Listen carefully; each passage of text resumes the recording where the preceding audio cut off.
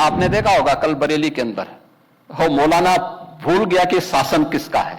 अब उत्पातियों और उपद्रवियों को पता लगेगा कि 7 पीढ़ियां याद आएंगी उनको। कभी कभी बुरी आदतें जाती नहीं लोगों की, तो उसके लिए उनकी डेंटिंग पेंटिंग करवानी पड़ती है कायदे से। हमने कहा जाम नहीं होगा, कर्फ्यू भी नहीं लगेगा, लेकिन कर्फ्यू का सबक तुम्हें ऐसा सिखा देंगे कि तुम्हारी आने वाली पीढ़ी दंगा करना भूल जाएगी। दंगे होते थे, दंगाइयों को मुख्यमंत्री आवास में बुला के सम्मानित किया जाता था। दंगाइयों की अवभगत होती थी। पर्व और त्योहारों के दौरान आपने देखा होगा, जब भी पर्व और त्योहार आते थे उत्पात शुरू हो जाती थी। अब उत्पातियों और उपद्रवियों को पता लगेगा कि 7 पीढ़ियां याद आएंगी उनको, क्योंकि कभी कभी बुरी आदतें जाती नहीं लोगों की, तो उसके लिए उनकी डेंटिंग पेंटिंग करवानी पड़ती है कायदे से, जिससे उनकी बुरी आदतों को हम ठीक कर सकें। और यही डेंटिंग पेंटिंग आपने देखा होगा कल बरेली के अंदर हो मौलाना भूल गया कि शासन किसका है। वो ये मानता था धमकी देंगे और हम जबरदस्ती जाम कर देंगे। हमने कहा जाम नहीं होगा, कर्फ्यू भी नहीं लगेगा, लेकिन कर्फ्यू का सबक तुम्हें ऐसा सिखा देंगे कि तुम्हारी आने वाली पीढ़ी दंगा करना भूल जाएगी। क्या तरीका है जी? आप सिस्टम को ब्लॉक करना चाहते हैं। और यह प्रवृत्ति थी यूपी के अंदर, 17 के पहले यही होता था। और हम इसी बात को कह सकते हैं कि 17 के बाद हमने कर्फ्यू भी नहीं लगने दिया, लेकिन ऐसे बैरियर को चुन चुन करके वे जिस प्रकार की भाषा को समझते थे उस प्रकार की भाषा से उनको समझा करके उसको उसकी सजा दिलाने का काम भी किया है।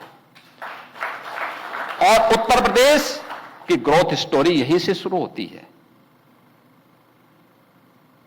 अगर आजादी के समय, मैं उससे पहले नहीं जाता, लेकिन 1947 में भारत आजाद हुआ, अगर उस समय भारत की इकोनॉमी में भारत का उत्तर प्रदेश का कंट्रीब्यूशन 14% था, तो ये 14% फिर से होना चाहिए। और 14% नहीं होना चाहिए, बल्कि जितनी आबादी है उत्तर प्रदेश की, उत्तर प्रदेश उतना कंट्रीब्यूशन करता हुआ दिखाई दे। ये हमारा राष्ट्रीय धर्म है और दायित्व भी है, और उसी के तहत ये सब कार्य योजना बन रही है।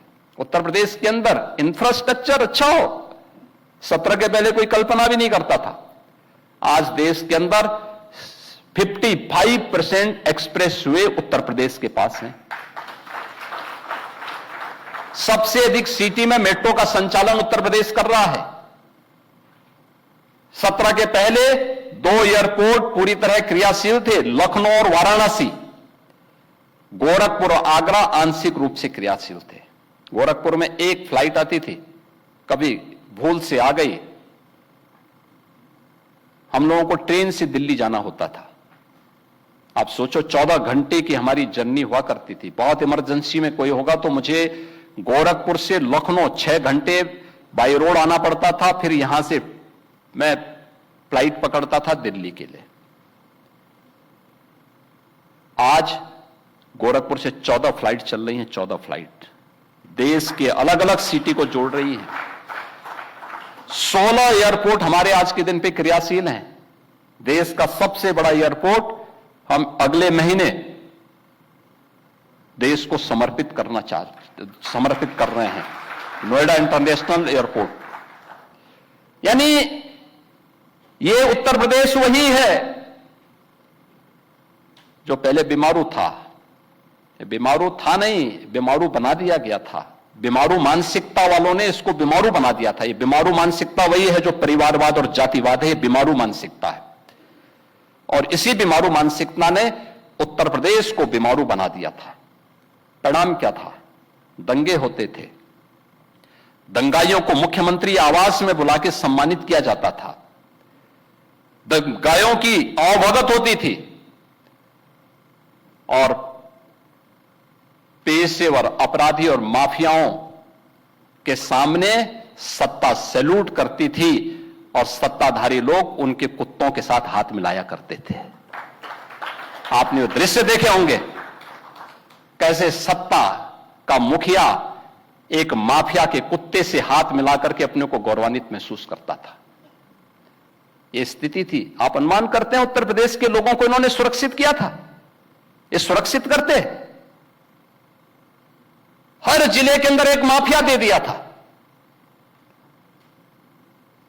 और हर माफिया को जिले के अंदर पैरेलल समानांतर सरकार चलाने की पूरी छूट दे दी थी। आज परिणाम क्या था? 17 में आते आबते उत्तर प्रदेश न केवल बीमारू था बल्कि उत्तर प्रदेश के नागरिकों के सामने पहचान का संकट भी था।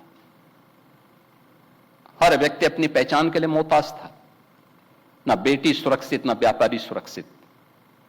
खेतीबाड़ी चौपट, किसान आत्महत्या करता था। नौजवान की नौकरी पर सेंध लगती थी, उसकी नीलामी होती थी। चाचा भतीजा दोनों वसूली के लिए निकल पड़ते थे। वसूली का गैंग चलता था। ट्रांसफर पोस्टिंग में इनके दलाल बोली लगाया करते थे। और आप भी देखते होंगे जब हम ट्रांसफर पोस्टिंग करते हैं तो आज भी उनकी पीड़ा झलक उठती है। कैसे हम लोगों ने उनके उस अनैतिक अवैध व्यापार पर कैसे प्रहार किया है। उनके सभी चेले चपाटे किस प्रकार से चिल्लाते हुए दिखाई देते हैं। हर एक मामले में आज आप देख सकते हैं world class infrastructure Uttar Pradesh के पास।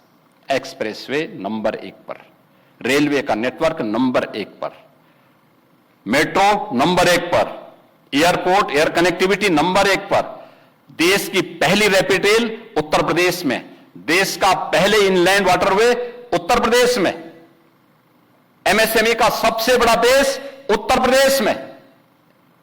और उत्तर प्रदेश आज फिर से गन्ना उत्पादन और चीनी उत्पादन में देश के अंदर नंबर 1 पर, इथेनॉल उत्पादन में नंबर 1 पर, खाद्यान्न उत्पादन में नंबर 1 पर, सबसे बड़ी युवा आबादी का राज्य होने के साथ साथ सबसे अधिक नौकरी भी देने वाला राज्य बन चुका है।